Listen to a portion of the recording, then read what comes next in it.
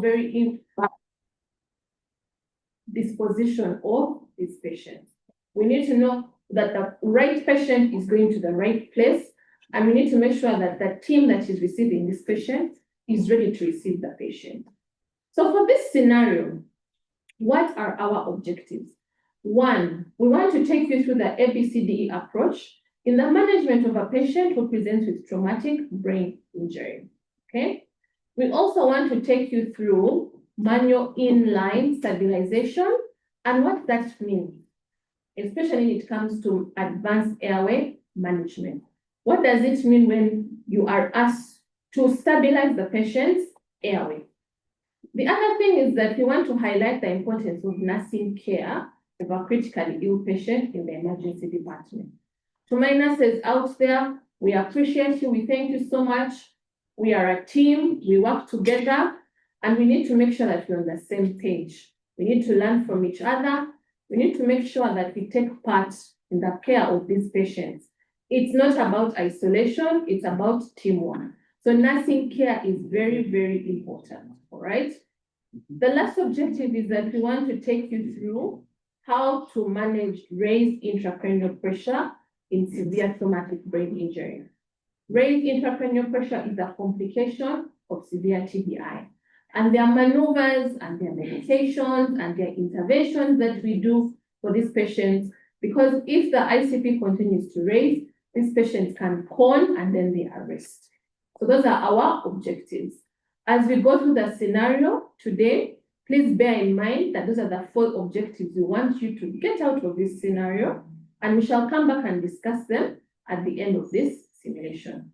So as you're aware, this is a case-based series. It is a continuation of what we had in the last echo session. And where we had in the last echo session, the simulation ended with the patient being handed over to the team at the emergency department. I will ask the technical team here to please play the video so that we can make sure that we remember where we came from. So technical team, over to you.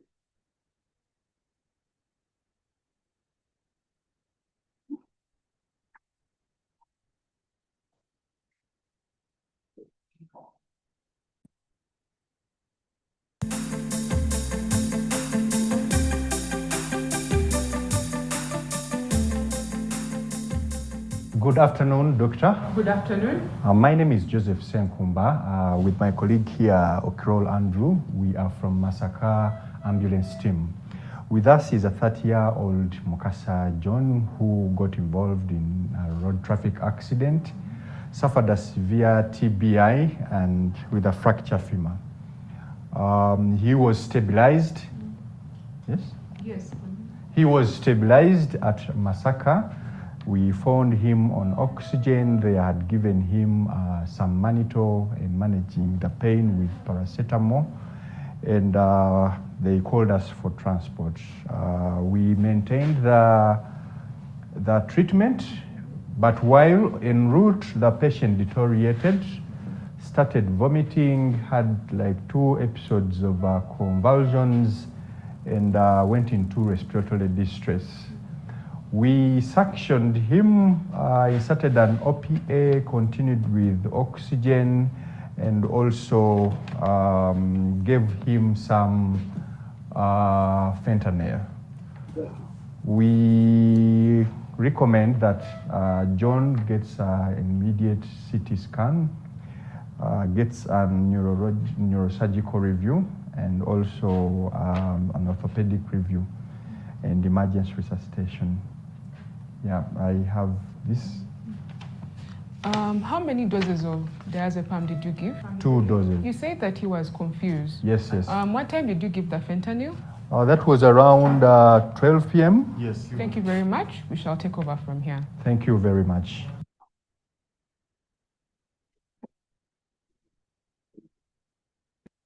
Right, so the scene starts off with the patient arriving at Mulago National Referral Hospital, and the patient is received by the team at the emergency department.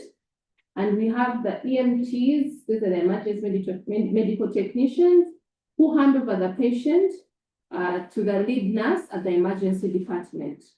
So we're going to ask the team to get ready to receive the patient. The lead nurse is on screen and the patient is right in front of us. So over to you, team. Hello. Hello, good afternoon. My name is Joseph with my colleague Dennis Okiror. Yes. From the staff. Thank you. With us is a patient we have got from Masaka Regional Referral. Okay. He is John Mukasa, a 30-year-old male. Okay. And we have brought him to you. Okay. Okay. So the situation is like he has a reduced level of consciousness after a motorcycle crash. Yeah, he has a reduced decline PS from 9 to 6 while we are transiting him. Okay. He had several convulsions en route, vomited, and he got hypoxic. How long were the convulsions? How long they last? About 2 minutes each. Okay. Yes, and we were able to give him some medication, diazepam, IV fluids. They gave him Manito. Sure. Yes, and fentanyl. Fentanyl. Yes. Okay. John requires brain CT, in our opinion, and also in your for review and orthopedic evaluation. Okay. Yeah.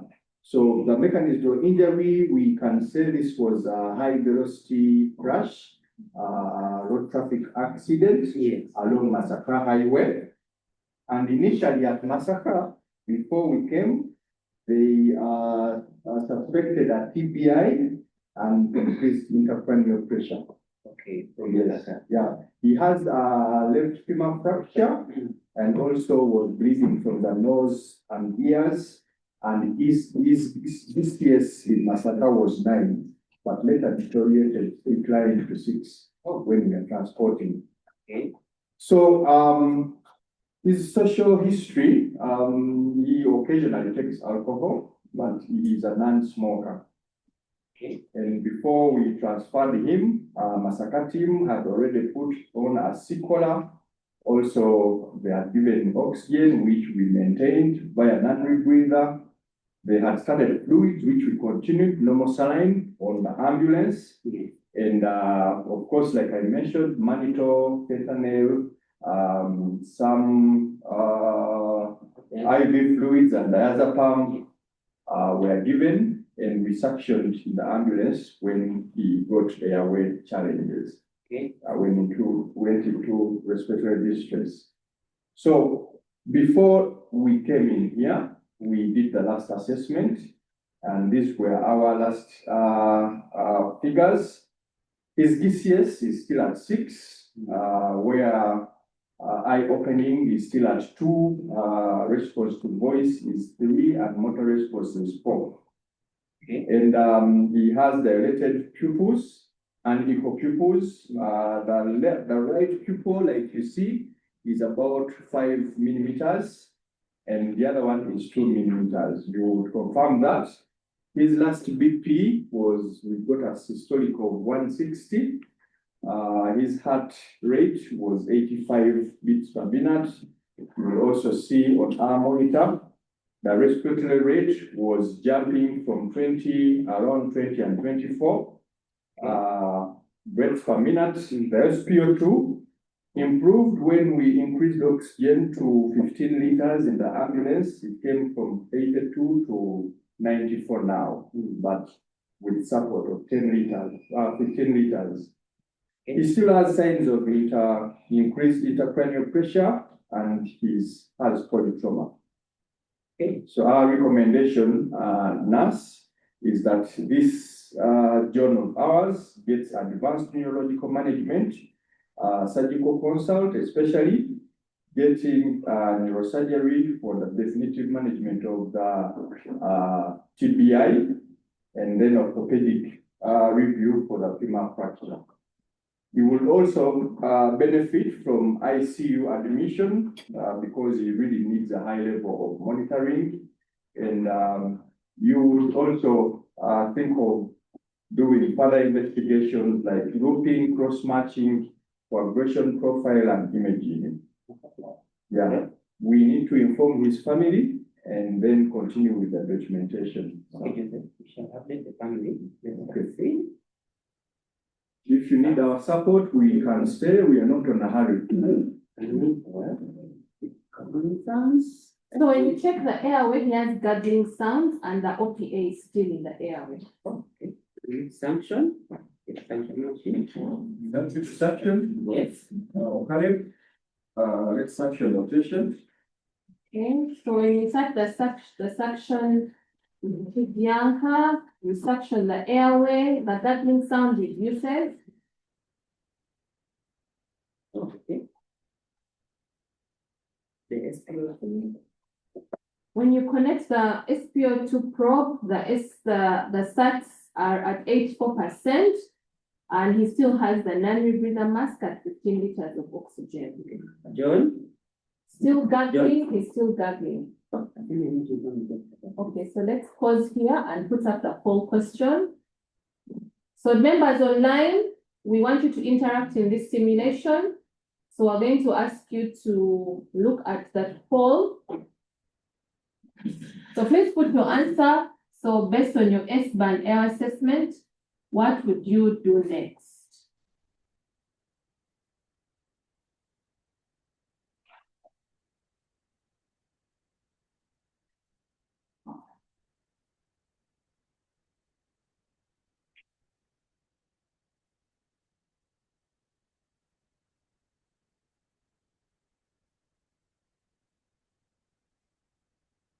Okay, so remember the patient's airway has been suctioned. The patient still has a non-rebreather mask. However, the sats are still low and still has an OPA in situ. So if you had this sort of patient, what would you do next after those interventions?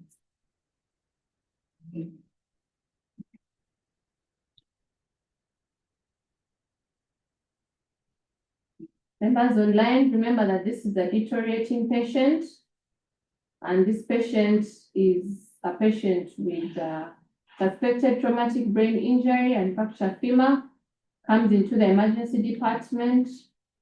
You find a patient with an OPA, you find a patient with a non-rebreather mask. You initially do the suction. However, you notice that the oxygen sats are still low.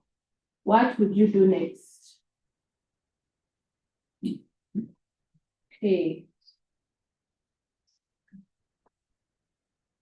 Well, we're still going on with choosing the right answer.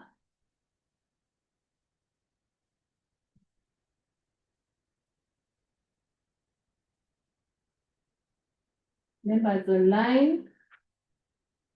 It looks like we have reached capacity. Okay. All right, so let's end the poll and we give you the answer. Okay. So majority of you put that you would call for help from the ED doctor and resuscitate. And that is the correct answer. Remember, you have already done your airway assessment. You have already suctioned the patient's airway.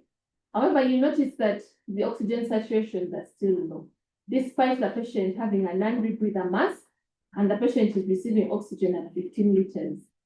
So as an ED nurse, this is the sort of patient that you feel would benefit from urgent assessment by the emergency department doctor. So congratulations to those who put call for help from the ED doctor and resuscitate. All right, let's continue with the resuscitation. So over to you, team. Okay, hello, doctor. Yes, but it's, we have a 30-year-old, from Saka. We have control, severe TBI and fracture of the femur, the left femur. Isn't this the patient who were informed earlier on? Yes. Coming in from Masaka? Yes. You're the doctor I talked with. Yes, I Sure, am. it's the patient. Okay, so I've been waiting for him. We are lucky to take an assessment. Since it's airway. Compromised, huh? But sanctioning, the sets are still low. Mukasa. So Mukasa is just gargling sounds. All right, can you help me suction Sure. in level? So as you suction, the gargling sound reduces. All right, I think this is a patient we have to prepare for intubation and midline stabilization. Sure. So Batista, you're going to prepare for that. Okay. You're going to make sure we have a suction machine available. prepare the laryngoscope blade, prepare an ETT 7.5, 7 and 8 cuffed endotracheal tubes. We also have an LMA available. We shall also have a surgical airway kit, just have a surgical blade available with a bougie and a stylish available.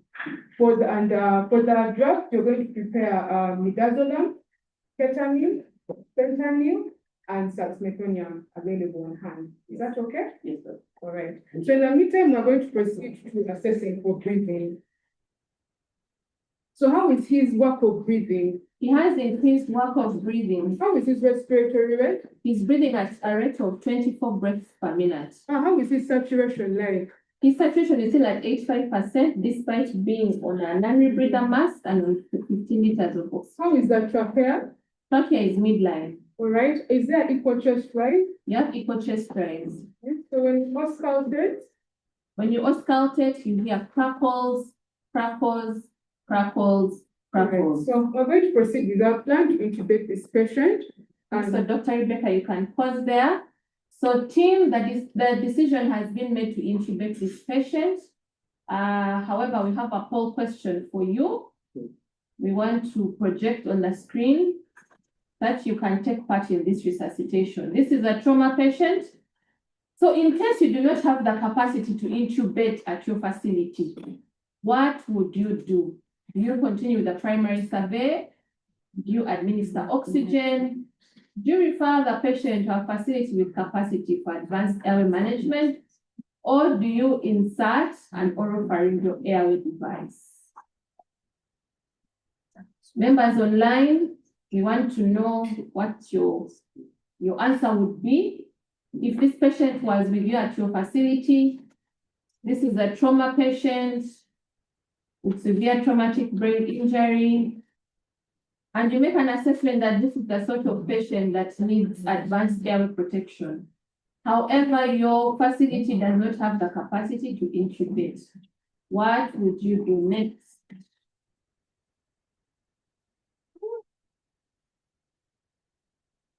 Do you continue with your primary survey? Do you continue with the oxygen? Do you insert an airway device? Or do you prepare to refer this patient to a facility that can intubate the patient and provide advanced airway management?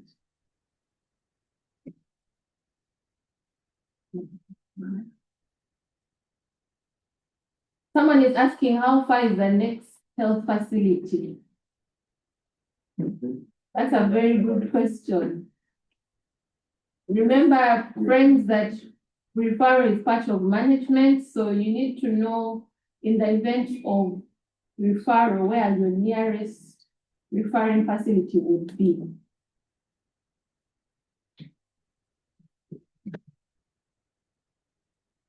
Okay, members, we're going to end the poll and we share with you the results. So just repeat the question: in case you did not have the capacity to intubate, what would you do? So we shall project the answer.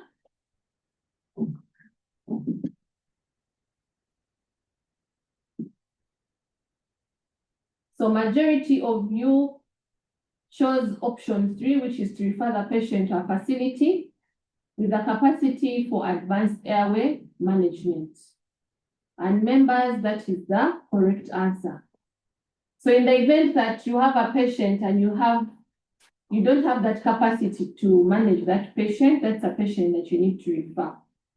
It's very important that in your assessment, you identify what you can manage and what you cannot manage. So remember to always bear in mind that which is the nearest facility I can refer this patient to for specialized care. Right, so let's continue with our simulation.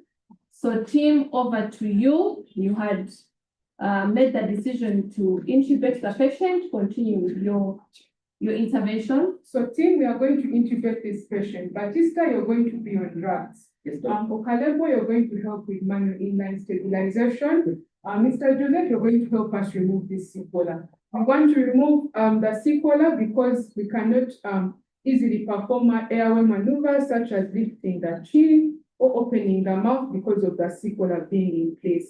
We want to stabilize the spine as we remove the C-collar and proceed with that intubation. Okay, Mr. Okalebo, are you ready? Yes. All right, so you're going to come in and assist with removing the C-collar as he stabilizes the spine. So Caleb, you will help me stabilize one side, that part of the head, so that I can untie. Thank you. I will do this gently. It's the same this side. You can now hold both sides. Pull. I will slide, and it is out. Right, thank you very much. So in the meantime, we are going to back valve ventilate this patient on 15 liters of oxygen. So we shall remove the NRM mask and proceed to bag our patient. So here it is easy for me to do my chin lift and bag the patient. So Mr. Batista, are you ready with the drugs? Yes, I'm ready. Set? I'm ready. Go. All right. So we are going to ventilate our patient until we have optimal sats above 95%, which we have achieved. So Mr. Batista, you're going to first give us some midazolam. Please make sure that before you give the drugs, as you give the drug, let us know what you have given. That it's close to communication. All right. Yes, please, you can support as How many milligrams? you can give me 5 milligrams 5 milligrams. of That's like midazolam. even for my blood. All right. So we are going to proceed with giving ketamine. Can proceed with giving fentanyl, 100 micrograms. Okay. Fentanyl 100 micrograms given followed by a glass of water. Okay. Let's proceed with giving ketamine, 100 milligrams. Ketamine 100 milligrams given followed by a glass of water. Good. Let's proceed with giving a muscle relaxant. That's saxophonium will give me 100 milligrams. Okay.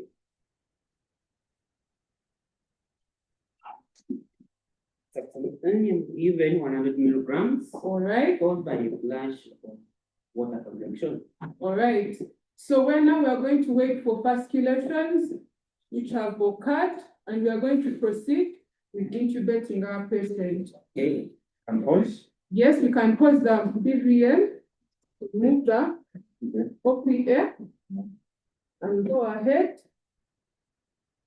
intubate our patient. So you can see the maneuvers quite different from other patients that we intubate who don't have spinal injuries. So we are going to insert our ETT, and we are going to secure it. We are going to first confirm that we have placed the ETT, place the PPM mask on this, and bag. All right. So we shall listen for bilateral breath sounds. Can you just assist me here, please? Mr. Joseph.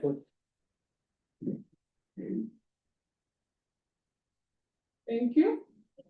No more air entry. No more air entry. All right. What sats do we? Your sats at 96%. Okay, we are going to inflate the cuff.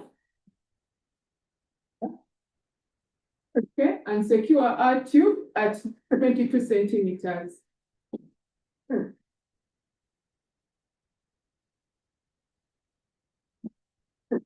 Yes, I also can see the chest rise. See the chest rising. And thereafter, we are going to connect to the vent. Mr. Joseph, you can come and, Mr. Joseph, Yes. you can come and attach the C-collar bar. Okay, so I'll get the seat column. You let me know when you're done situating. Yes. So we Okay, are we are done. waits every 6 seconds. Yes, 5 we are- 6 seconds. Yes. Yes.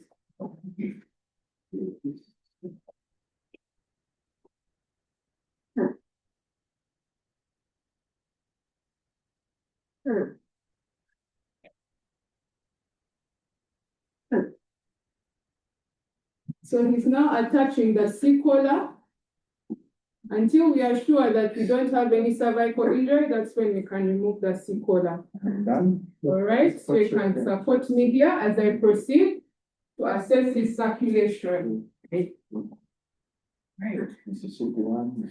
So we're going to assess circulation. How are his palms? His palms are cold and clammy. Cold and clammy, and his capillary refill? 5 seconds. How is our pulse rate? His pulse is 110. It's regular, but it's small volume. How are his heart sounds? He has normal heart sounds. He doesn't have any murmurs. All right. This patient is tachypnic with a raised pulse rate, small volume pulse, with cold extremities. This patient is in hypovolemic shock, despite the BP being elevated. Joseph, you're going to connect 500 mils of normal saline. You're going. Okay, so Dr. Rebecca, is there anything else we want to do at this point for a trauma patient? So we are going to also do an EFAS for this patient. Okay, so let's do the EFAS. So in the right upper quadrant, the EFAS is negative. In the left upper quadrant, the EFAS is negative. And subxiphoid is negative. Suprapubic is also negative. The lungs, you have normal sliding on the left and the right. However, when you look at the IVC, this is what the EFAS shows you, and this is the video you see.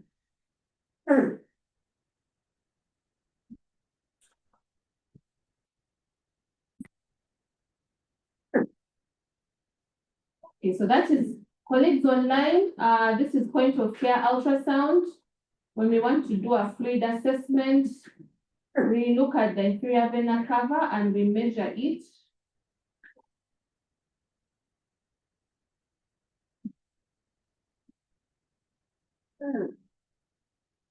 Okay, so as you can see, we have the right atrium, we have the liver, and we have the inferior vena cava as it's entering into the right atrium.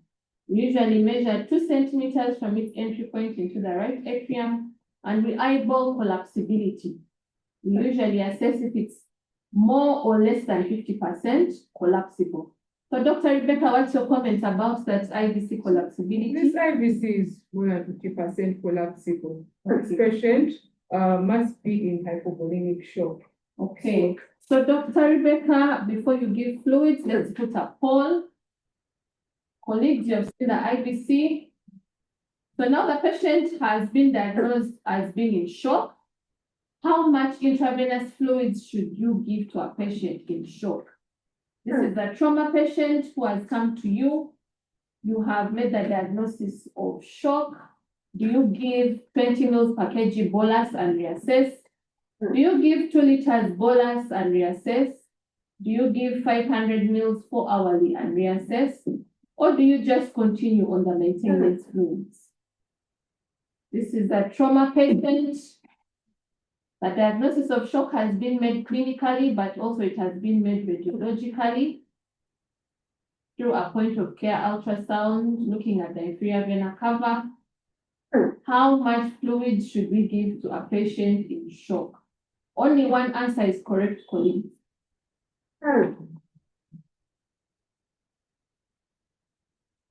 Should we give 20 mils per kg or bolus and reassess? Should we give 2 liters a bolus and reassess? Should we give 500 mils of fluid every 4 hours and reassess? Or do we just continue with maintenance fluids?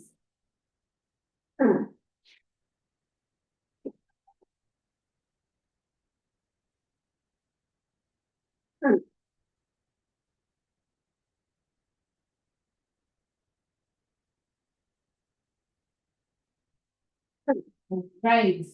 So majority of us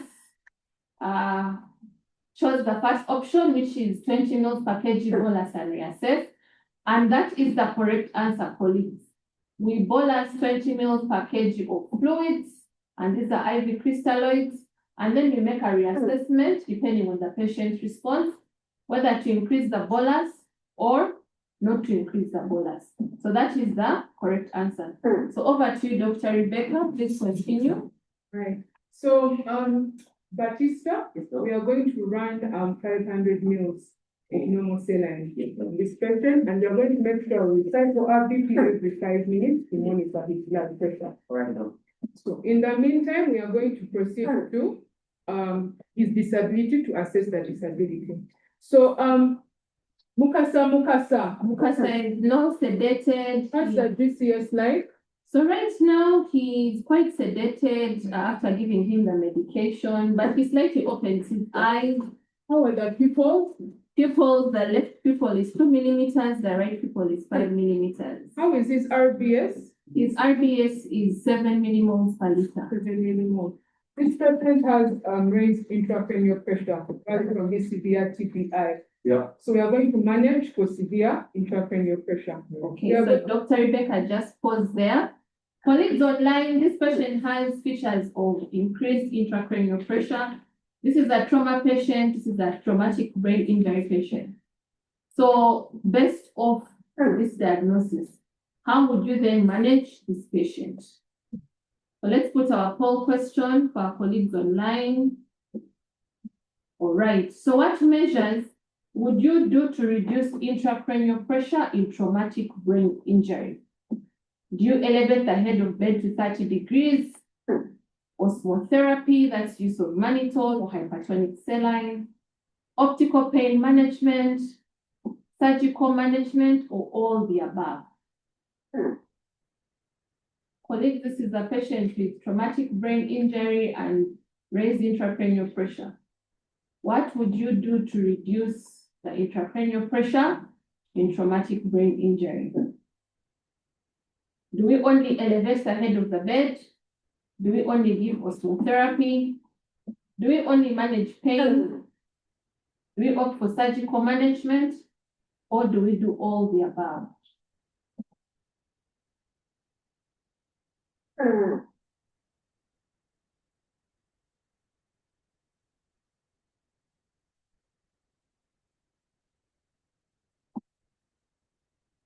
Colleagues online, we are looking for the right answer. We want to know, in your opinion, the measures you would do to reduce intracranial pressure in traumatic brain injury.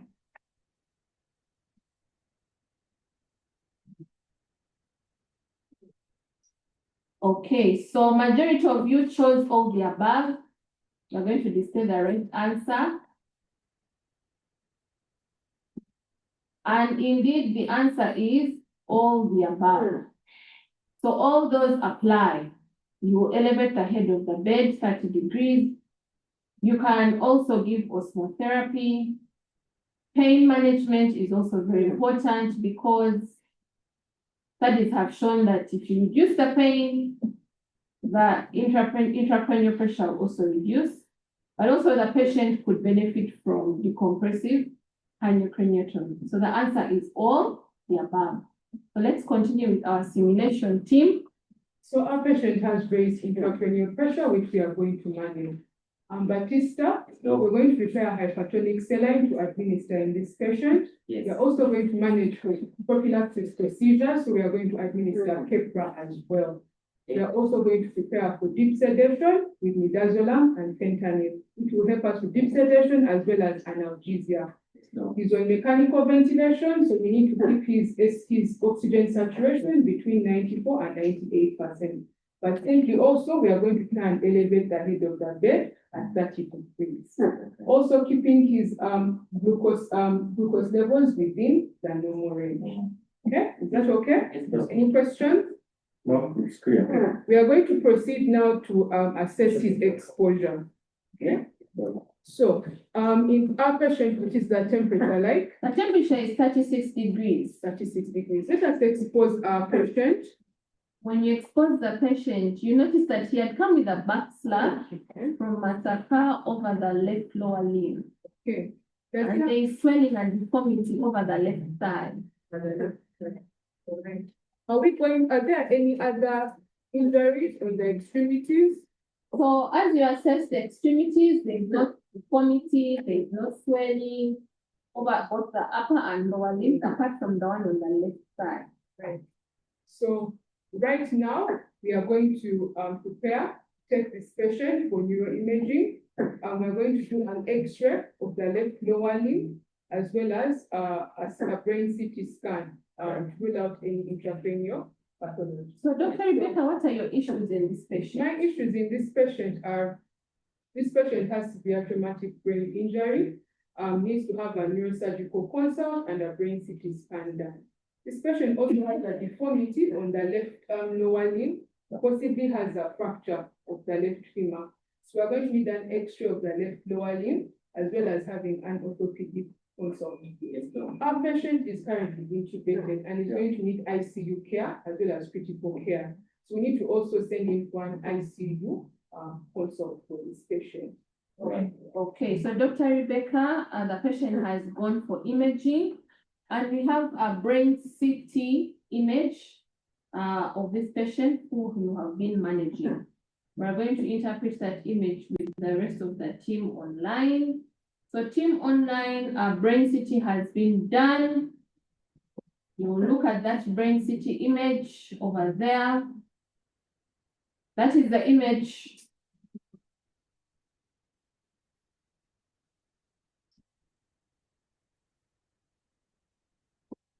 Okay, that is the image of the patient. That's the brain CT scan that has been done. All right, team, so let's move to our poll question. I hope we've all had a chance to look at that image. Okay. Let's move to our poll question. All right. So what did you see in that image? Was that an epidural? Did you see a subdural? Did you see cerebral edema with obliteration of your sulci and your gyri? Or did you see cerebral edema with a midline shift? Colleagues, we had displayed an image of the brain CT scan for this particular patient, and we want to hear from you what your interpretation is.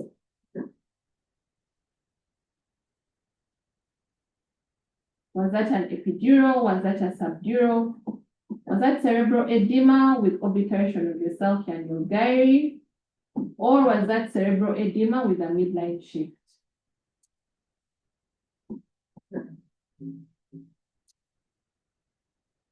All right, colleagues, we are going to end the poll. So majority of you chose that that image was suggestive of cerebral edema with obliteration of the sulci and the gyri. And that is the correct answer. There was no evidence of an epidural. There was no evidence of a subdural. There was cerebral edema, but there wasn't a midline shift. All right.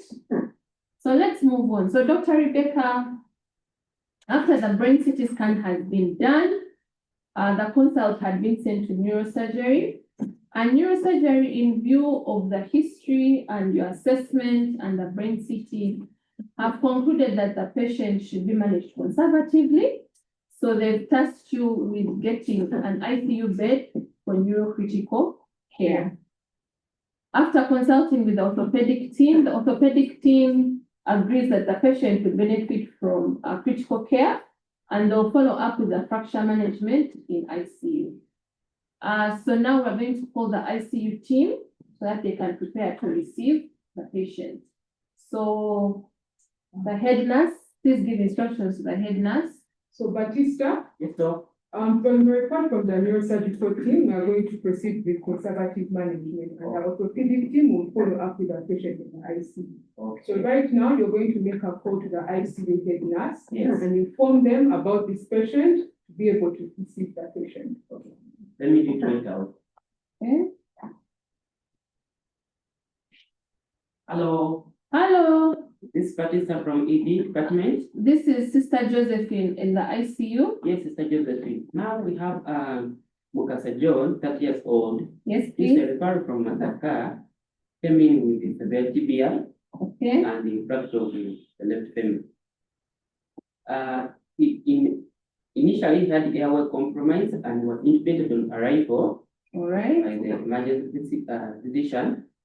So currently, the images were done and revealed he had a cerebral TBI. Okay. So brain CT has already been done. Yes. What does neuro say about the patient? So the neuro says that we manage conservatively right now. Okay. And the author says we continue managing the patient. ICU will follow up with the care from there. Is the fracture open or closed? It's closed.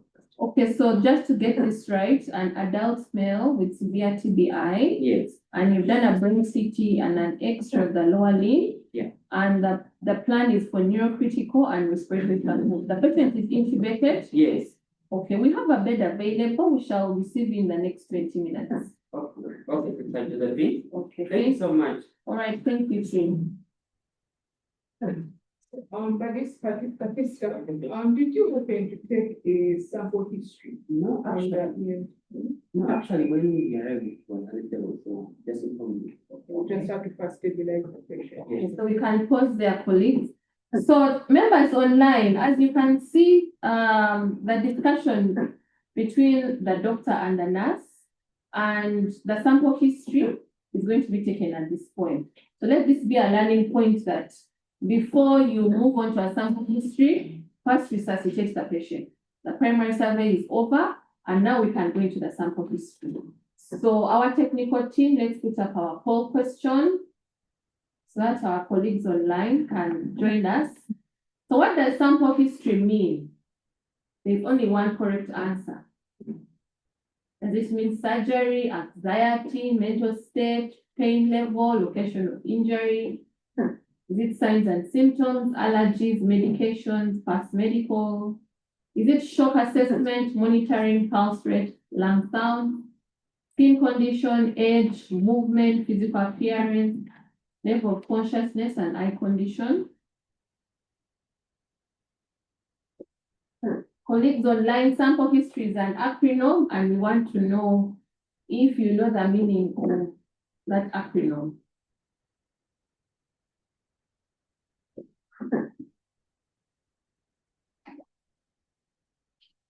There is only one correct answer.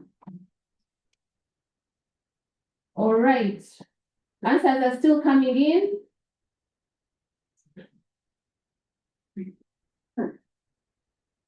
And from the answers, majority of you chose option number 2.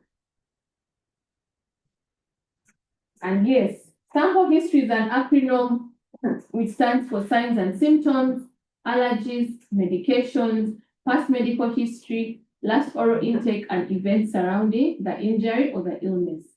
Just as a reminder that this is done after the primary survey, which has happened in this case, okay? And this sample history is gotten either from a bystander or the first responder or a relative, but in this case, it's going to be gotten from the EMTs, as this is the team that picked the patient from Makerere Regional Referral Hospital. So over to you, team. So Mr. Okalebo, this is the point you're going to give me the sample history, starting off with the signs and symptoms. Okay, sure, doctor. This patient was presenting with the levels of consciousness. The patient is having nausea and ear bleeding. The patient also had confusion and agitation. The patient vomited while en route, and this patient had a generalized convulsion while en route. He had a swollen and tender left thigh, then also a bruising and bleeding on the scalp. The GCS was 9, but declined to 5. Were there any other allergies? Any allergies that the patient had? Well, not any that was disclosed to us. What medication has he received or been receiving? The patient, we give the patient mannitol, we give phenytoin, we also give fentanyl, and we maintain the oxygen flow. Any past medical history that is significant? No. No. When did he last have his meal, the last meal that he had? We were not aware about it. Any events surrounding his injury? Yeah, sure. So, doctor, this patient was involved in a road traffic accident. Was crashed down by a high speeding motorcycle. And then this patient deteriorated neurologically while en route, and he developed a seizure, vomited, and became hypoxic. Okay, so team, the sample history has been gotten. So we are going to prepare to take this patient to ICU. So let's prepare to put the patient in the ambulance and we transport this patient to the intensive care unit. All right, thank you, team. We're going to close the scenario right there. All right, we can have our seats.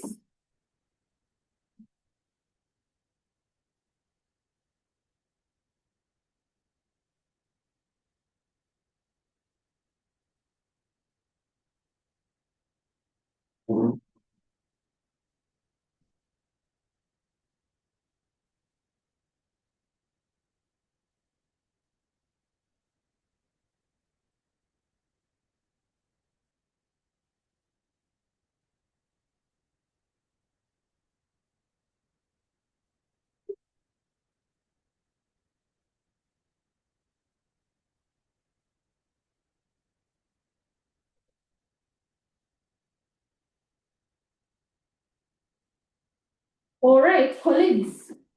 So now we get to discuss how that simulation went and what our learning points are. Just as a reminder, we had 4 main objectives for this scenario. One was to demonstrate the ABCDE approach in the management of severe TBI.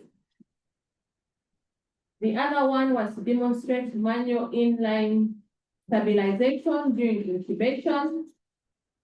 The third was to demonstrate the role of nursing care of a critically ill patient in the emergency department.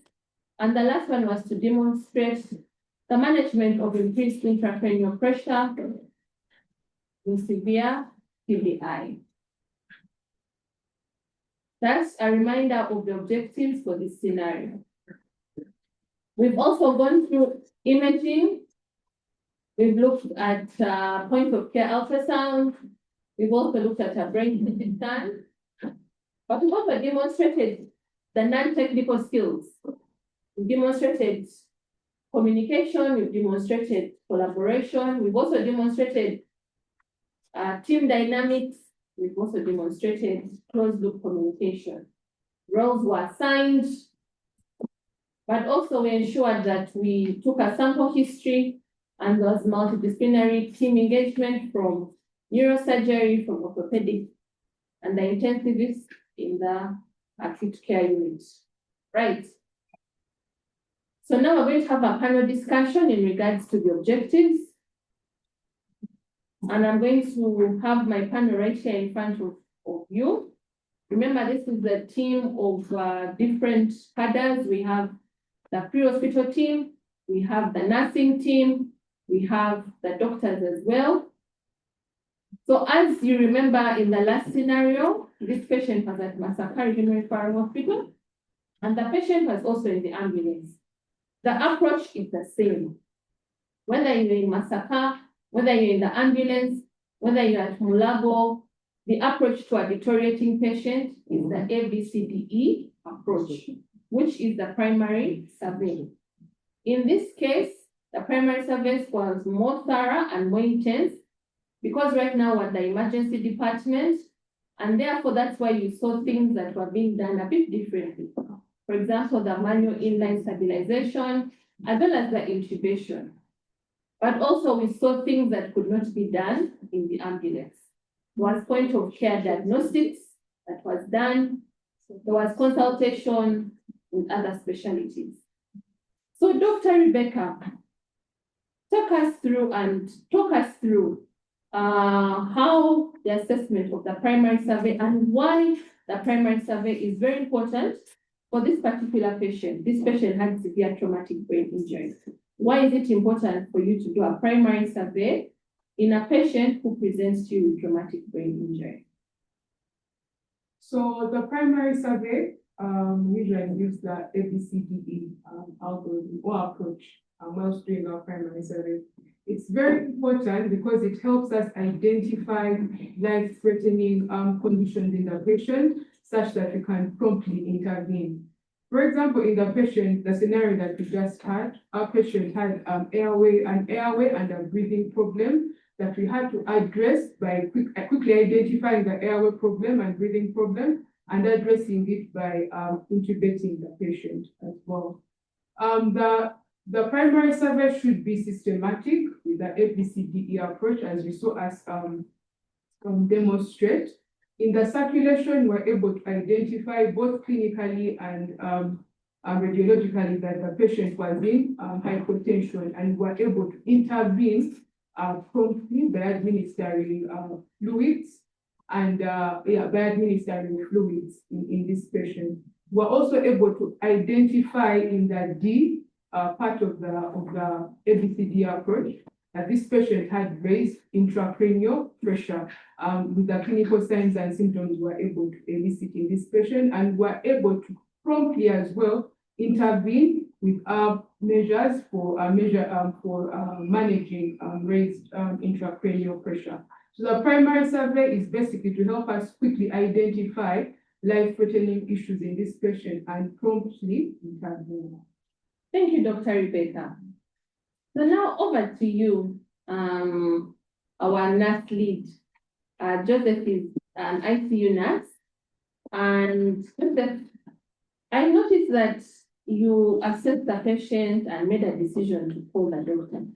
So tell us through what was going through your mind and what helped you make a decision that you needed to call the doctor to assess the patient at that particular point. What are some of the things that guided you as you're assessing the patient, that at this point, the doctor needs to come in to make further assessment? Well, thank you so much. When this patient came in, the patient had a brain injury and the GCS was low. This patient had a oral primary airway in situ, but was on 15 liters of oxygen and was desaturating. So I understand maybe there was circulation in the airway, they had to sanction, but still after sanctioning, the saturation couldn't come up. So it prompted me to call the doctor to come and take further assessment of the patient. So in our approach of managing patients, we always use ABCD approach. So airway is the first. So when airway is compromised, so the first thing to do is always to clear the airway before any other thing else can follow. Okay. Thank you, Joseph. So before we move on any further, Joseph, you are supporting the team. So as a nurse, what are some of the roles that nurses have to play, especially when it comes to the resuscitation of critically ill patients? Would you just highlight for us some of your roles in resuscitation? Well, as nurses, we don't work independently, but we work as a team, multidisciplinary approach to care of the patient. So our roles, one is always assessment, self-assessment, involves giving medication, and also involves us following up necessary instructions that have been given to us by doctor, and also making prompt notes to a doctor in case there is anything that you see that abnormal than the patient. So this may not be limited on that, but there are other things that we also do besides on the patient, like a family. So the family of this patient, when they have come with the patient, they need to know they're anxious. They want to know what's happening. So we also go ahead and update this family about what's happening. And once the patient stabilizes, the doctor can always give them further planning. Thank you. I like the term that this is the multidisciplinary approach. Okay, teamwork is very important. Resuscitation is not a one-man show. You notice that the pre-hospital team stayed with the patient. These are not employees of Lukwago Hospital that we were simulating to have this patient delivered, but this was the ambulance team that stayed and guided in the resuscitation. So over to you, Joseph. In your practice and in your experience, why is it very important as the EMTs or the pre-hospital team to always stay behind and assist in resuscitation in the event that something like this could happen? Talk us through what made you choose to stay behind and assist in this resuscitation. Thank you, Dr. Doreen. Clarify, it's Joseph Batista. Yes. I'm Joseph Ssenkumba. From my education, I am happy that as EMTs now, we are educated to do both pre-hospital and play some roles in the emergency department. We moved this patient from Masaka, and sometimes we become connected to patients. So at the end of the day, we want to save a life. And usually when you reach some hospitals, you will see that either they will need your support definitely, or maybe they are understaffed at that time, or there are just a few people there. And also, you are not really on a hurry to run back. You really want to see that this patient is saved. In our scenario, we reached Mulago National Referral and we found a nurse on duty. And then Dr. Asiimire came, who we were talking to over the phone. And we realized, we anticipated that this management will require more than 2 people who we did see around. So we asked Dr. Asiimire if we could stay, because we were very confident that some of the roles that we would be given, we would handle. And of course, things that do not involve our scope of work, we would openly tell her that, okay, this is out of scope, but we can support with anything within our scope. So for people who transport patients and refer patients, please don't just dump and run away.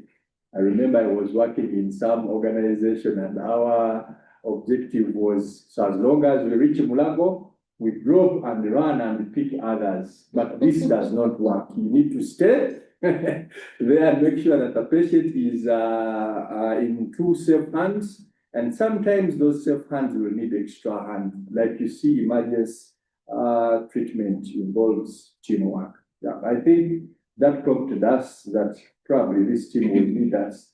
And as you saw the simulation going, we were definitely of use. We were given tasks of bagging, tasks of removing the C-collar, putting it back, and other things we would do. Yeah. Okay. Thank you, Joseph Ssenkumba. Okalebo Dennis. Yes. You gave the sample history to the head nurse. Tell us, why is it important to give a sample history? What is the role of a sample history, especially when you're resuscitating a patient? Okay. For starters, Doctor, sample history is standard up to the world of EMS. And why it is important, when you think of what is taking the patient's life and what is given to you, they are under underlying conditions that are not so, they're not profound while you are managing. So if you ask from the people that have been with these patients, from people that who saw before you saw, from the people, maybe from the patient himself, if he's able to talk, you could actually disclose some information that is helpful to your management. For example, it is a patient to tell you how he's feeling actually, if it is pain, so you can know how much of maybe pain reliever you need to do. So it has to come from him. What medication he has been on, the allergies probably which he has, so that you maybe avoid to give some medication that could escalate the situation. And then what he had before, like if he ate something, it also inform your care, your assessment, say for example RBS. Then of course the events, what really happened, it informs you what is going internally in this person, because they're also before you saw. So getting all that background information is really, really important. But of course, it shouldn't interrupt the normal primary survey. But at last, you want to take care of those things that you could have uncovered in a sample history. Okay. Thank you, Okiror Dennis.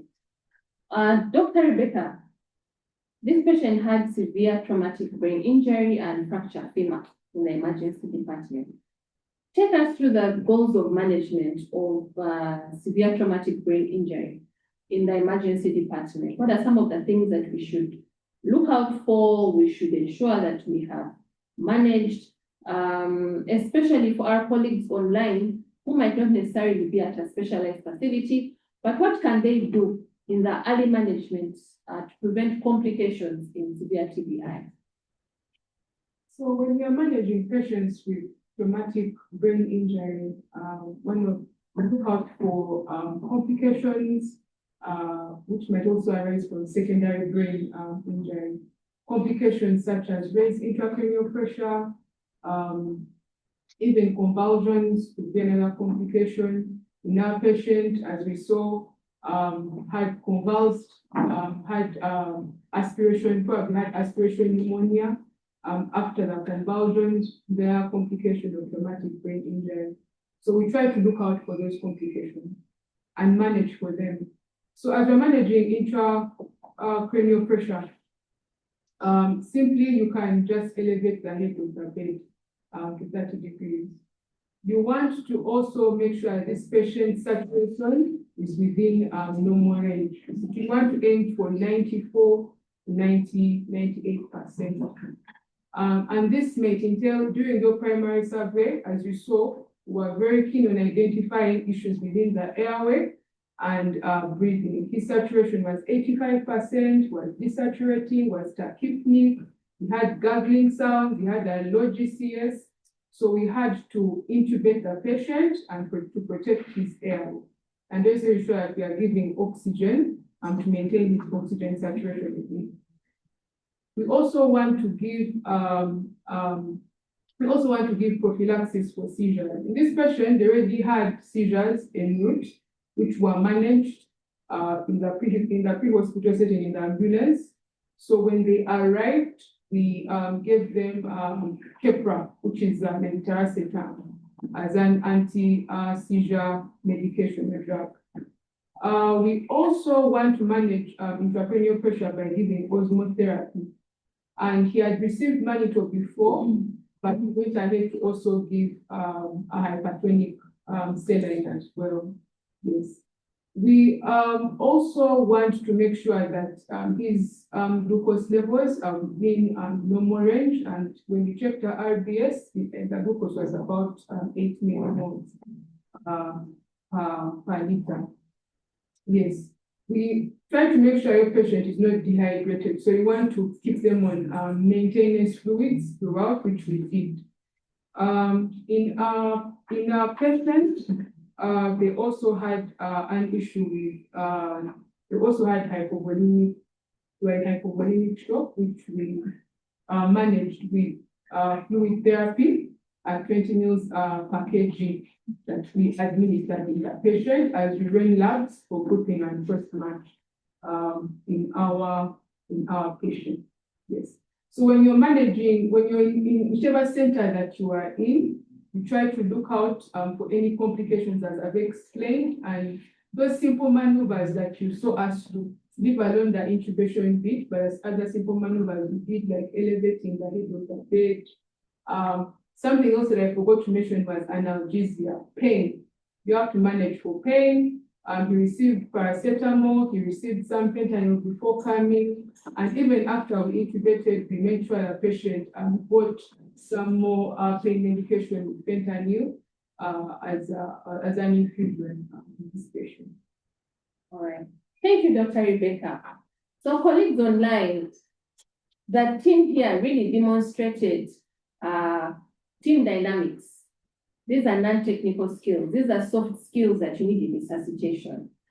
The elements of the non-technical skills are leadership skills, communication, resource allocation, assigning of roles, which is very important. And that team demonstrated this. So I'm going to task you members online that when you go back to your facilities, practice these non-technical skills. I'm going to ask the team here, what are some of the things that we can do to improve our non-technical skills? How can we support each other? Because we are all different cadres, we are nurses, we are hospital providers, we are doctors. How can we, when we go back to our facilities and wherever we work, ensure that we promote and encourage these non-technical skills? I'll start with Mr. Ssenkumba here. Okay. Non-technical skills are things that need to come within us and also learn from our group.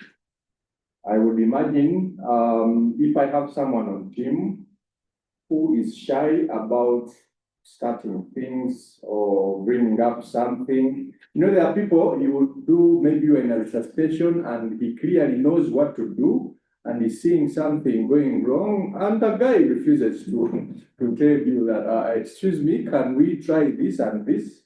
So when we do briefings like this one, or maybe after a case, it's important that we get a strong team leader who can encourage us in a team quickly and say, Joseph, you realized this and this. Would you mind next time if something like this happens? Please speak up.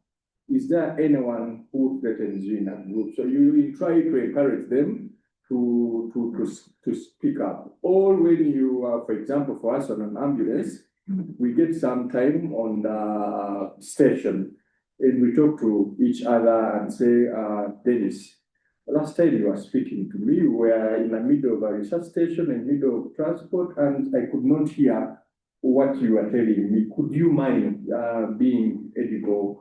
Or is it edible? Audible. The next time we have a what?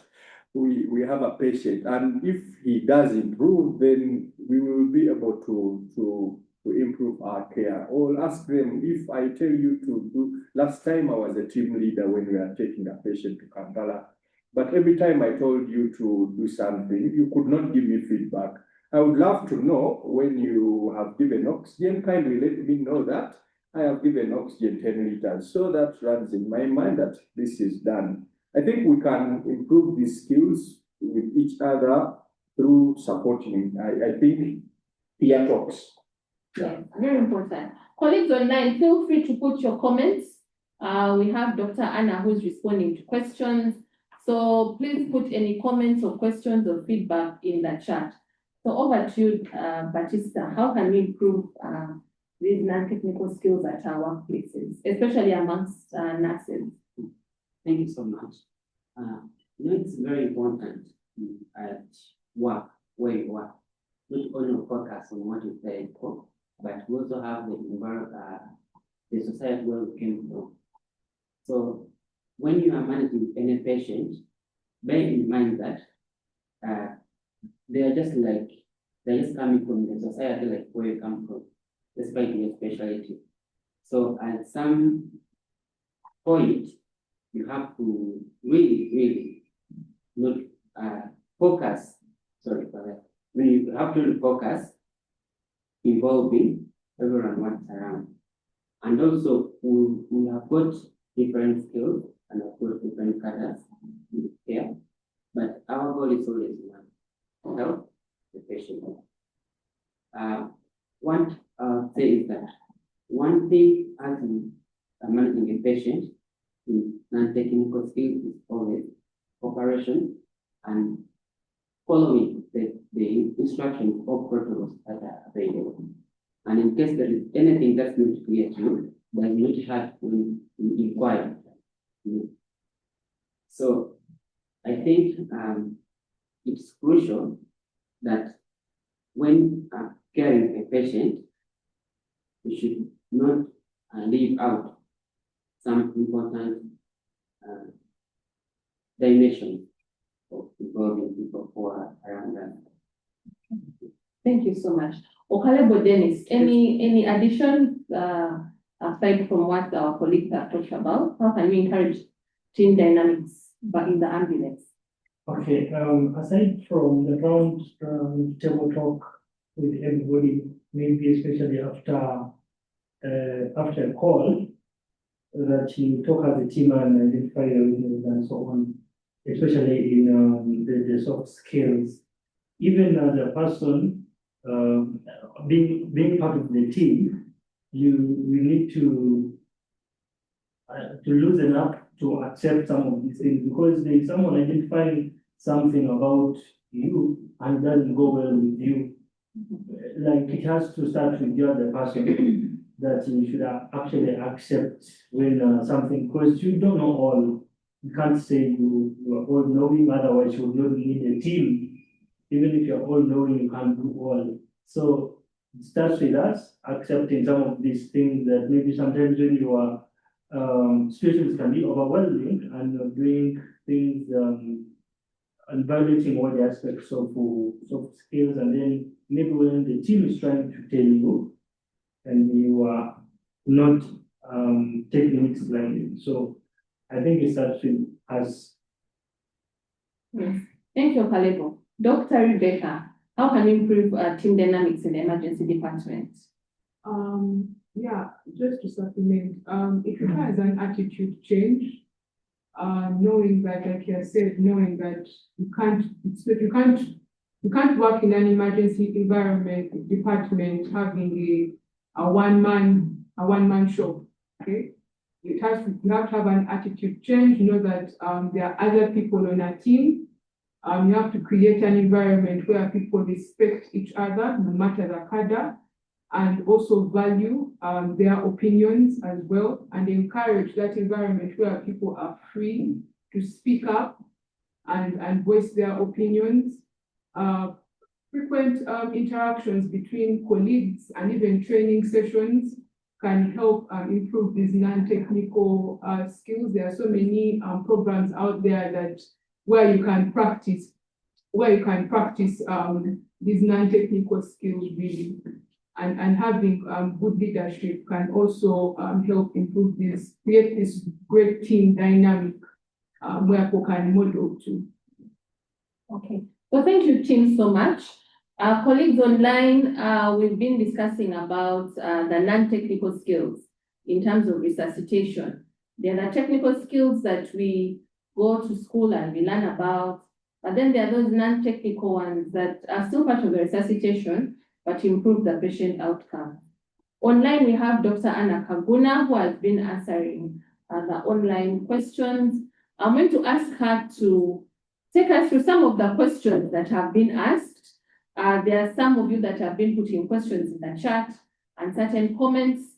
So I want to hear from her what some of these questions are, and she can give you the feedback into those questions. So Dr. Anna Kaguna, over to you. Thank you, everyone. Firstly, I want to upload the team because the questions show the team came directly from the things that you were doing. An emphasis on particular points. So what stood out mostly has been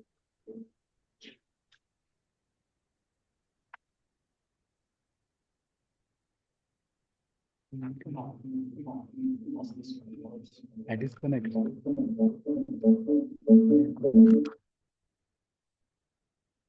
Sorry about that for the feedback. So I'll start afresh.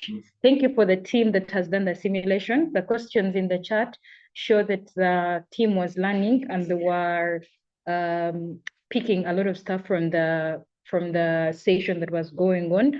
So the questions that stood out, firstly, one, they wanted to know during the intubation for this patient that had a C-spine, one, how do you intubate when the patient is already having cervical spine injury? And that was demonstrated quite well by the doctor that came in. We do the manual inline stabilization, then we intubate. Then the other question that kept recurring was, one, what were the indications of intubation, or what are some of the indications for intubation? The team wanted to know, is it that every patient with a GCS less than 8 will have an intubation? Or is even when they are having oxygen, why didn't you just leave the patient on a non-rebreather mask? They seem to be doing fine. Why did you choose to intubate? So in that case, on this forum, we want to let the team know that yes, in patients that are having a GCS less than 8, they usually lose airway protective reflexes. So even when they are having a good start, at some point they're going to lose protection to that airway, and soon it's going to fail. So if you can address it as early as possible, like the team did, they received the patient and they definitely protected the airway. They intubated to protect the airway for a future care for this patient. The patient was at the end going to ICU, so it was okay. But we can still intubate in some conditions, even when the GCS is not below 8. For example, if the patient is having respiratory distress and they're having an increased work of breathing, we can choose to intubate that patient. So the other indications for intubation will be basically on clinical judgment, but the goal is to make sure that we are oxygenating and we are also ventilating. Maybe I want to differentiate for the team online what the difference between oxygenation and ventilation. So oxygenation, we give oxygen so that the tissues do get a supply of the oxygen. So we, the easiest way to assess for it is the oxygen saturation, but we can also use clinical parameters. For example, the patient is having a good color at the peripheries, the patient is not having signs of respiratory distress, the respiratory rate is within the normal ranges, patient is not having those signs of use of accessory muscles, they are not in distress generally. So it's a sign that they're oxygenating well. Then ventilation is when we are able to do the whole process of blowing off the carbon dioxide as we're taking on the oxygen. So someone can be having the oxygen, but they are not actually able to blow off the carbon dioxide. So in that case, we will need to support and ventilate the patient.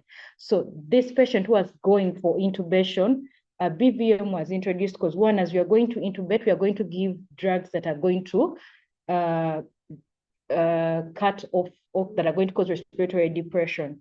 So we need to be able to test that we're able to ventilate this patient. And how do we do that? We use a bag valve mask ventilation, and we test that by being able to get a chest raise.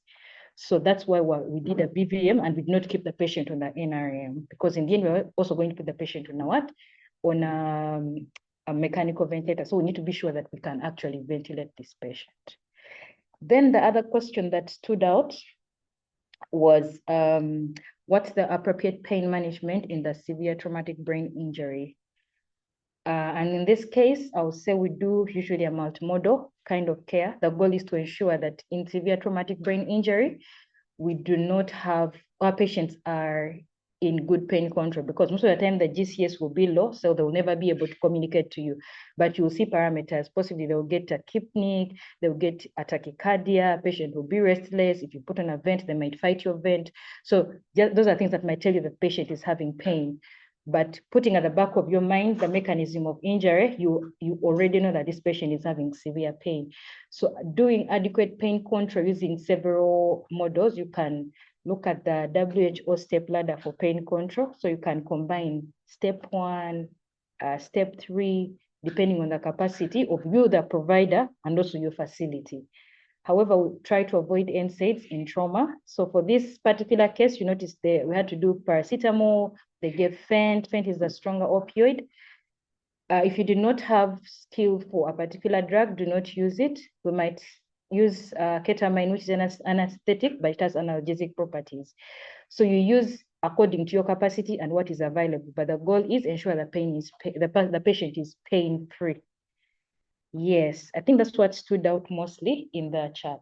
All right. Yes. Thank you, Dr. Kaguna. Over to our colleagues online. We have some time for you to put your hands up and ask us some questions.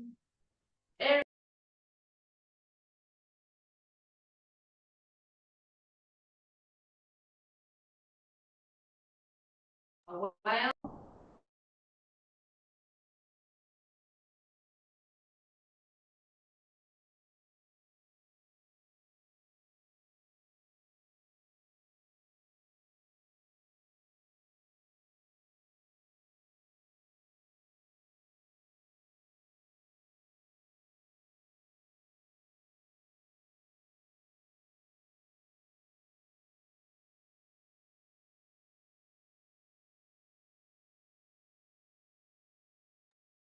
Thank you, Dr. Anna, very much for giving us that feedback. Dr. Anna is an emergency physician and she's been answering some of the questions that you had online. So now this is the chance for our colleagues online who have their hands up. We'll start with Eric. Eric Ewitonze, your hand has been up for a while. Please unmute. We want to hear from you. Eric, unmute and give us your feedback. All right, then let's hear from Rukundo. Dennis. Dennis. Okay. Good afternoon, everyone. Yes, Dennis, we can hear you. So I'm only asking.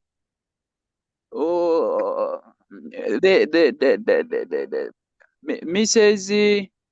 Explain the difference between oxygenation and the ventilation. But I must say that I never got it so well. If she doesn't care about me, let her repeat for some of us. The difference between oxygenation and the ventilation. Dennis, could you introduce yourself and where you're calling from?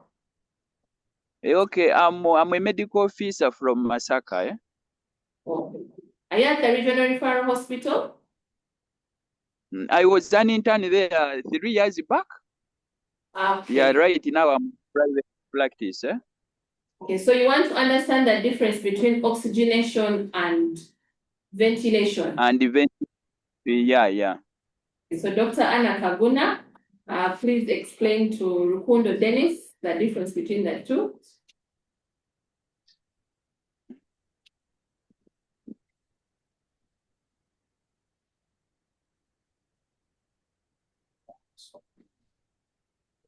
Or maybe we could ask Dr. Rebecca, maybe you could help Dr. Kaguna.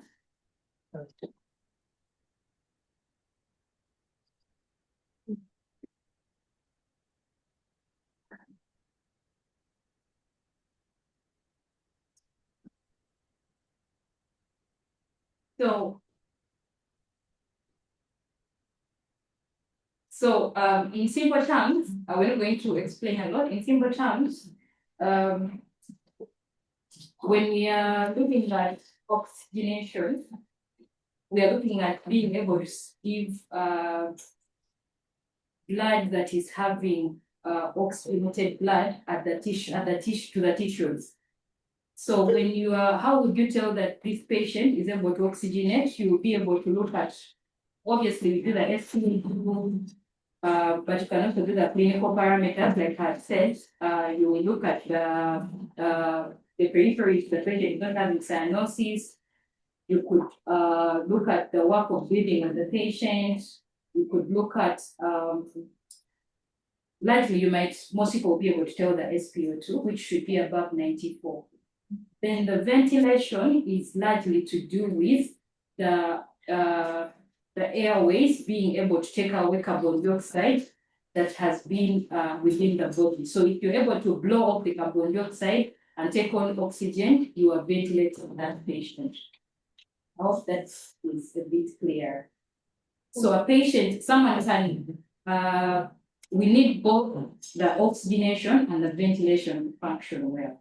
However, there are patients who will lose the ability to blow up with carbon dioxide. For example, in this case, we had given us anesthetics, which will cause respiratory depression, so that respiratory muscles will not be able to function to blow up the carbon dioxide. So we need to support the ventilation. Or if the patient is having maybe some sort of chest wall issues that are preventing the muscles from blowing water. All that sounds a bit. All right. Thank you, Dr. Anna Kaguna. Rose Kemigisha, your hand is up. Rose Kemigisha, your hand is up. Please unmute. Tell us where you're calling from. Yes, Kemigisha Rose, I'm calling from Mbale. I work with Mbale Regional Referral Hospital. Right. My question is about the indications for seizure prophylaxis in some of these patients. Are there particular patients who are supposed to give a seizure prophylaxis who have had the traumatic brain injury, or we can give to any patient who comes our way and they've got a traumatic brain injury. And in our setting, we mostly use IV phenytoin. Yeah, thank you. Okay, so just to answer that question, so we have different categories of traumatic brain injury based on the severity. We have mild, we have moderate, and then we have severe traumatic brain injury. The cutoff is based on your Glasgow Coma scale. So mild is usually between 15 to 13, moderate is 12 to 9, and then severe is 8 and below. So you will not give seizure prophylaxis for all patients that come in with traumatic brain injury. You have to make an assessment, one based on their severity of injury. So categorize them. Are they mild? Are they moderate? Are they severe? Usually the indications are for moderate and severe. We rarely give for mild traumatic brain injury.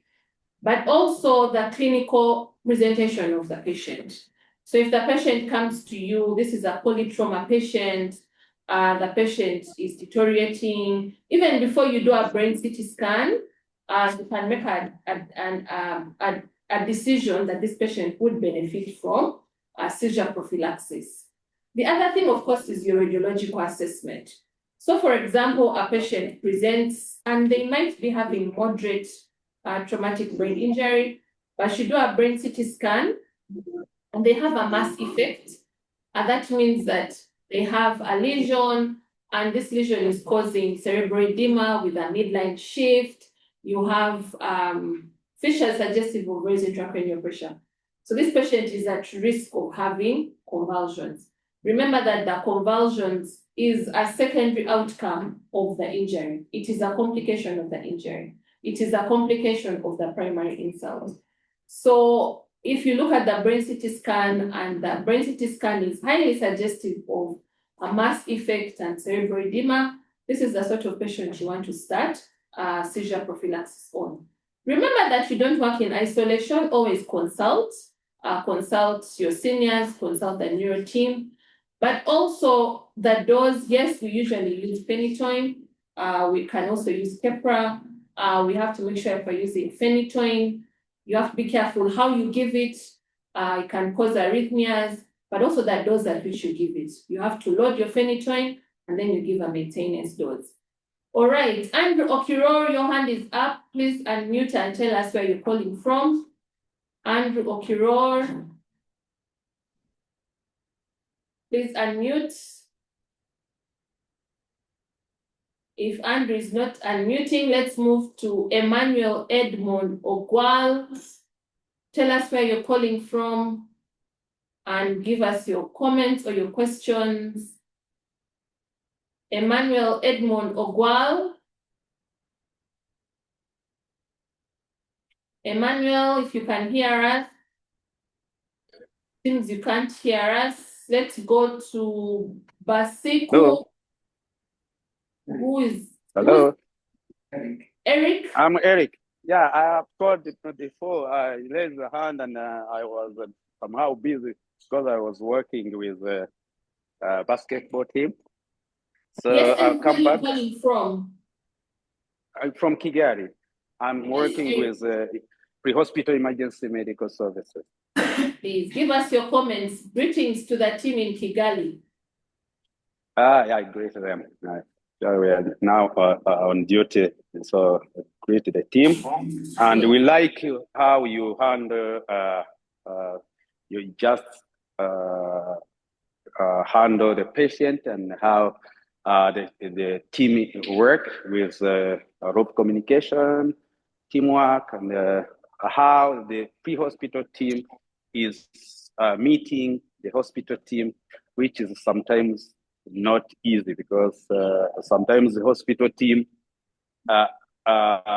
complain that the pre-hospital is like a burden to the hospital team. So working together is a good, it's better for the patient outcome. So I started by somehow collecting what the EMT was saying about the teamwork in ED.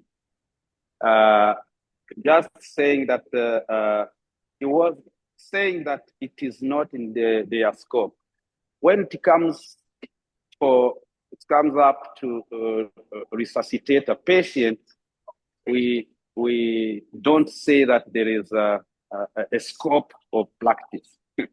It's a matter of working as a team, because anyone there can be helpful in resuscitating a patient. So you can't have to say that it's out of their scope. No, there is no scope in resuscitation. There is a teamwork, and everyone is very important in the teamwork. If you know how you can ventilate, it is in your scope. You can do the chest compression, it is in your scope. So teamwork is very important, regardless of the scope of practice when it comes up to get a resuscitation. Thank you. And I have a question.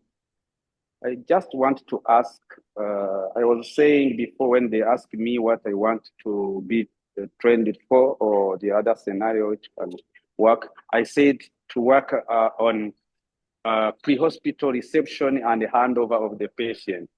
It's somehow a problem where the pre-hospital teams come to the emergency teams when the emergency teams sometimes are not prepared to receive a patient, and the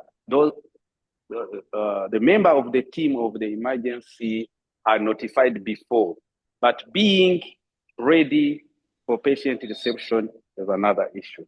That's why I asked for the patient reception and the handover to see how we can address the issue which is happening when the hospital services or ambulance services are calling to the emergency services. You have seen that the team was working hardly, and the EMT was saying that they stayed there because the patient needed more than 2 people in ED. But on ground, there are 2 people only. And those people don't have a big scope of practice, as was saying. And it is not good when you notify the ED and find that the ED is not ready for patient reception.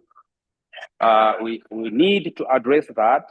Let us get a special talk on it, and then see how to address that issue, because it is when the patient get a quick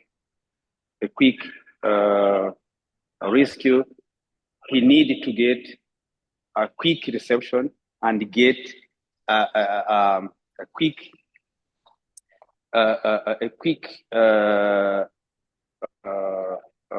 I say that definitive care, so that the patient will get a better outcome.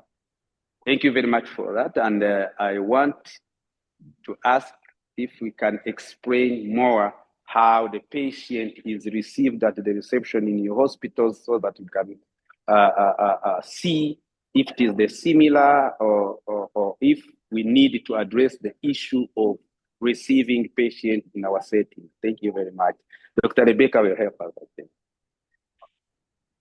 All right, thank you, Eric. Again, greetings from Kigali. So just to clarify, this simulation is a continuation of the past simulation that we had. The last simulation ended with the team arriving at the receiving facility. They did a handover, and this simulation started with the handover process. And the pre-hospital team then took part in the resuscitation and the care of this patient. We've had your comments. We want to have a session that will purely focus on pre-hospital care, and it will address most of those objectives that you've stated. We want to incorporate more simulations that are for pre-hospital care providers. So we shall work on that. But thank you so much for your comments. Let's hear from Basiku Francis. Basiku Francis, please unmute. Tell us where you're calling from.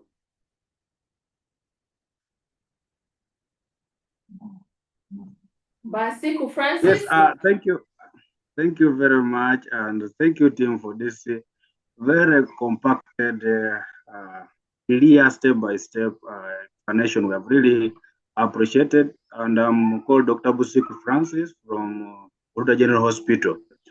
So we are really grateful for this. I had only two major inquiries. One is that when should we use the Goodell's airway, and what are its limitations? Because some facilities have Goodell airway. So, and the second one is there a standard documentation for patient disposition and handover, so that it can be shared even to us this way who are in up countries? Thank you. Dr. Basiku, where are you calling from? I'm calling from Bududa General Hospital. Oh, Bududa General Hospital. All right, thank you so much. So in regards to our Goodell's airway, I'm going to ask Dr. Rebecca to answer that. Indications for use of a Goodell's airway.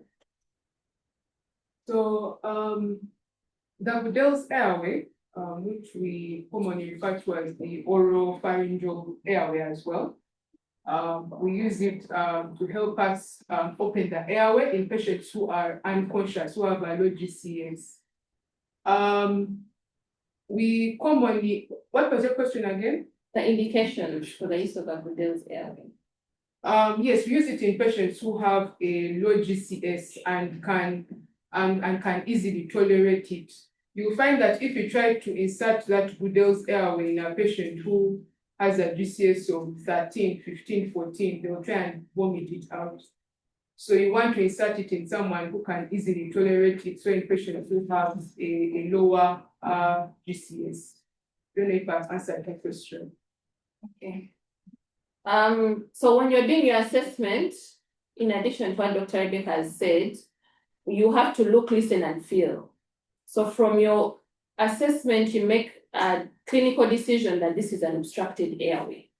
So remember, as you do your primary survey, for anything you find life-threatening, you stop and manage. So for a threatened airway or an obstructed airway, the very first thing you want to do is to open that airway, either through a chin lift or a jaw thrust. But you can't keep maintaining that position to open that airway. So a Goodell's will help pull that tongue and remove that tongue from your airway. So what happens is that the Goodell will open the airway for you, but it has to be for the right sort of patient, like Dr. Rebecca has said. If you place it in and your patient coughs or gags, it means that patient does not need it. They have a cough reflex, they have a gag reflex, they can still protect their airway. Let's move quickly, the last comments, because we are running out of time. Andrew Okiror, please unmute and speak. Andrew Okiror. Yes, thank you so much. I hope I'm clear. What I was just going to ask is, this is a continuation of the other patient who came in who had vomited previously. And my question is, do antiemetics also, would they be a consideration for this patient, or just manage the head injury and move on? Thank you. Yes, so Andrew is asking if we can give antiemetics. Yes, we can give antiemetics. If it is indicated, this is something that can be discussed, but it is not something that is very emergent. At that point in the primary survey, we're concerned about the airway breathing, circulation, disability, and exposure. We move to Emmanuel Edmond Ogwal. Emmanuel Edmond Ogwal, please unmute. Your hand has been up. Yes, thank you very much. I'm Emmanuel Edmond Ogwal from Lira Regional Referral, the EMT. I wanted to know a situation whereby a patient has already been incubated and you're transporting the patient on the way. Now, that process of bagging, how are we supposed to do the bagging? Because I met with an incident whereby I started seeing blood coming out of the lungs. I think it was the alveoli or the lung tissues were already damaged because of the bagging. So I don't know if you can take us through the bagging process in case a patient has already been incubated, but we are supposed to take to the better facility for the better management. Thank you. Thank you, Emmanuel. So please bear in mind that a patient that has been intubated needs to be transported in a type C ambulance.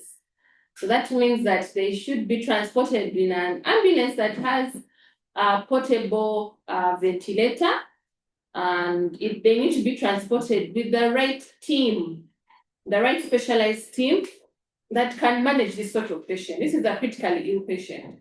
So before you transport a patient, you need to make sure, do I have the right equipment?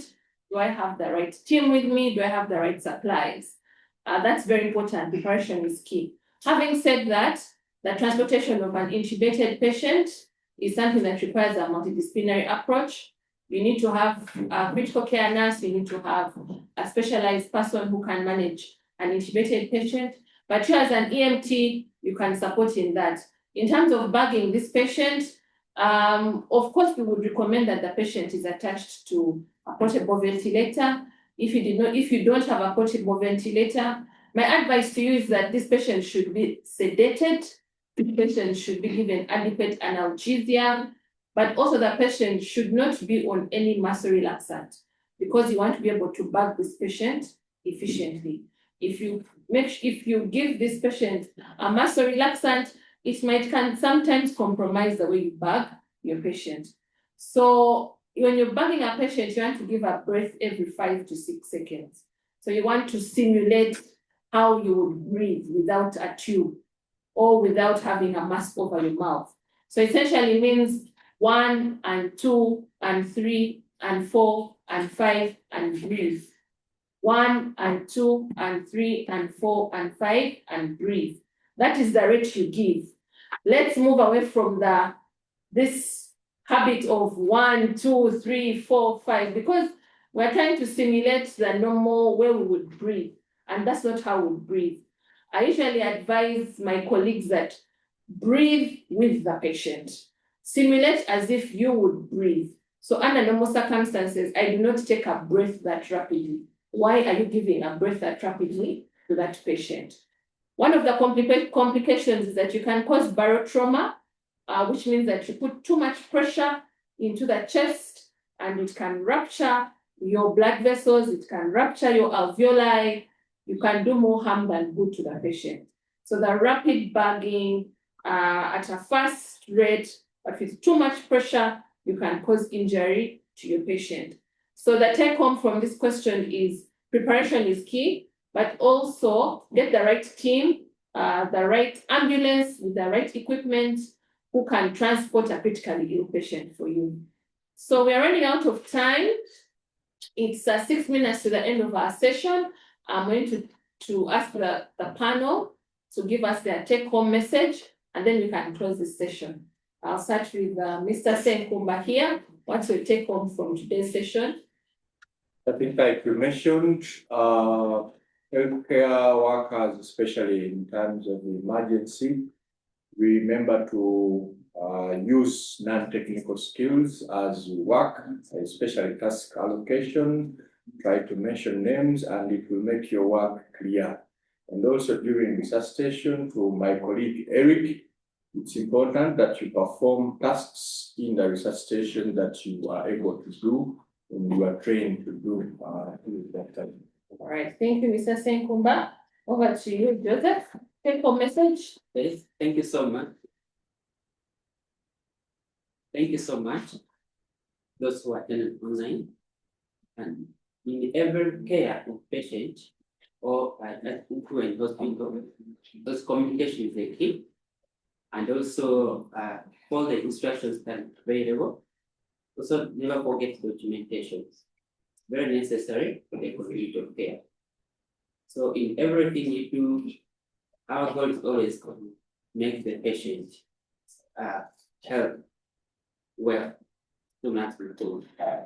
So regardless of your gather or your field of work, working together as a team is very important because it helps us give the best of ourselves for this patient. Thank you so much. Thank you. Okalebo Dennis, your take-home message. For me, I think that every time we're working as a team to resuscitate the patient, we need to verbalize our heart. Like whatever it is in you, don't just keep wondering why you're holding a BVM, you're not talking and you want to do something. You need to vocalize what is in your heart so that you are in sync with the team. It's very key.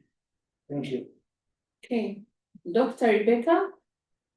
Teamwork and also the importance of multidisciplinary care in management of our critical patients within the ED and the application of the primary survey and ABCD approach.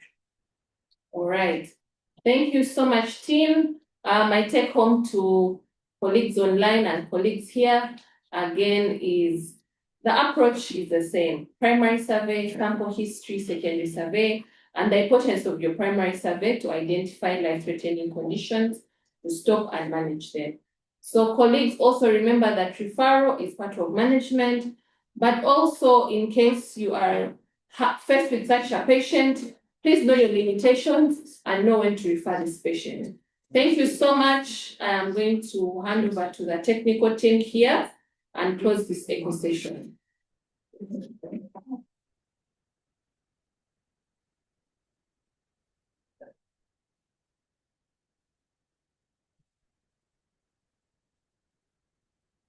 Thank you everyone for attending today's echo session. I think it's been an exciting session, and we appreciate everyone who will spare us time to call into this session. And the objective of this session is basically to improve clinical care and improve outcome of patients across the facilities that you work in.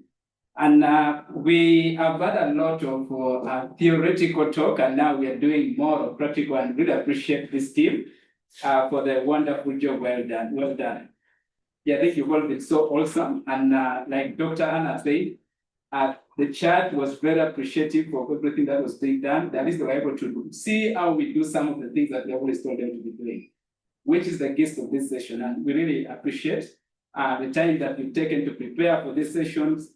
And we still have quite a lot of simulations that are going to be coming up.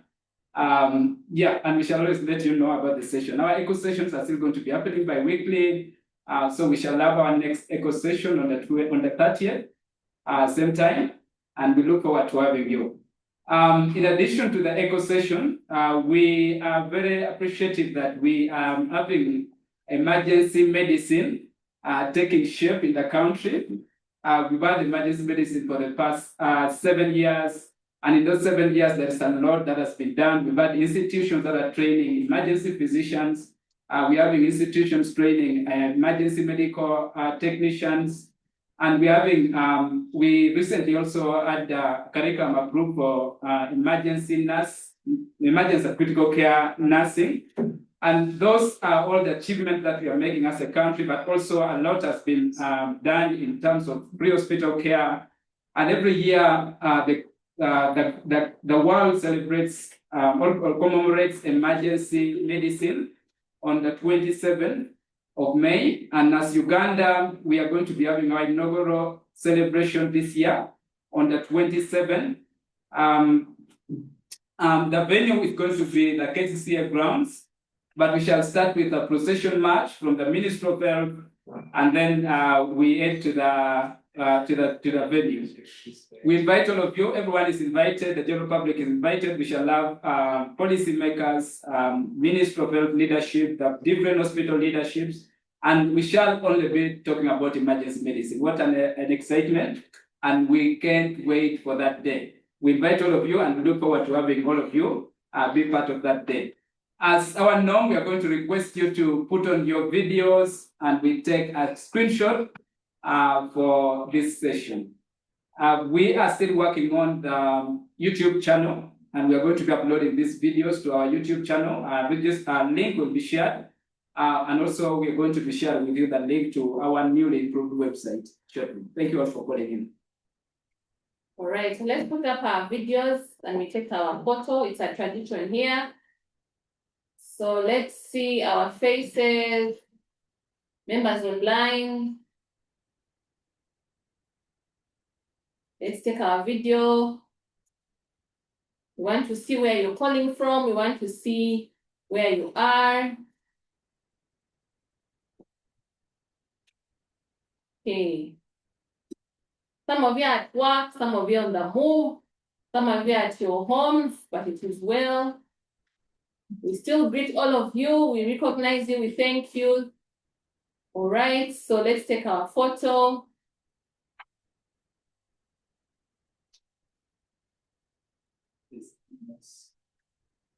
Okay, thank you, everybody.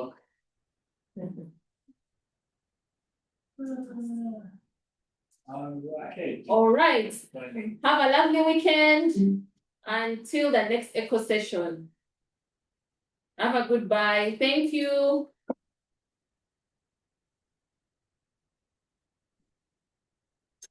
Okay.